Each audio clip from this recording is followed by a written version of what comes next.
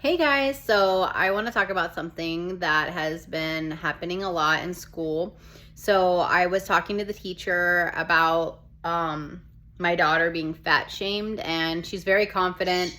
She'll tell me what people say, and usually she'll have like a really good comeback. Or, I taught her that if they're like, oh, you're fat, and she could say something like, okay, mind your business, or my body's none of your business, or she could, if they're being persistent and rude, she could be like, yeah, like your mouth, like just come up with really witty ways to just tell them to leave you alone.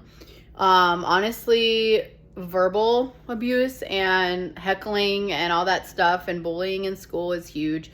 I spoke to her teachers and they said, unfortunately, it's completely all over the school. Like, the kids are ruthless and mean. And when people are like, oh, I don't understand when it starts in pre-K, guys. I used to teach VBK with another teacher, and trust me, it happens like all the time. And the parents will be like, oh my God, I don't understand. Like, why she's like that? Why he like that? Well, I could tell you this much. Either they're getting it from home or they're not being disciplined. So they're taking their nasty attitude to school, and they don't realize that in the real world, most of the time you can't walk up to somebody and say ignorant things. They have to learn the hard way.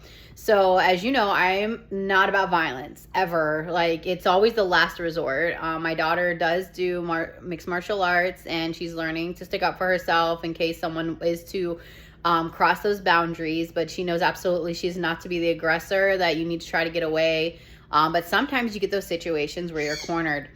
And I want to tell this to you parents that are like, hitting's not the way, don't ever hit, blah, blah, blah. If you teach your kid that and they keep getting bullied and hit and tripped, and in your mind you're like, I'm just going to move schools, I'm going to do this and that. A bully doesn't quit until you stand up to that bully.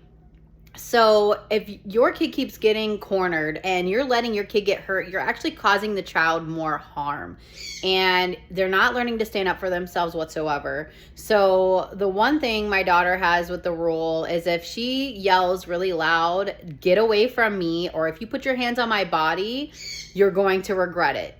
And if they insist on coming up on her, I'm going to tell you right now, and she's only 9, she knows that if they touch her, put their hands on her, she is to slap them as hard as she can on their face. Like full on bitch slap. I'm not even joking. I told her, don't punch them, don't throat jab them. She knows all these things. So, if someone bigger with her, she's going to take you down.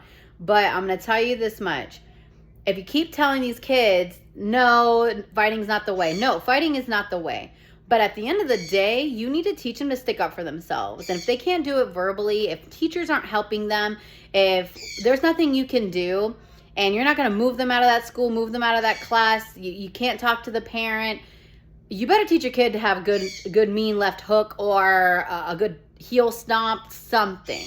Because you're not getting them the tools that they need. In real life, if someone puts their hands on you, you can call the police and get them arrested.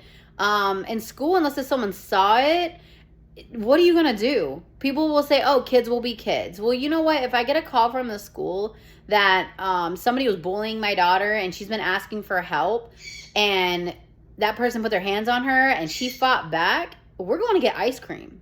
And she knows that. She'll tell them straight up, call my mom. We're going to get ice cream. And we will talk about different ways and talk about why she was in that situation.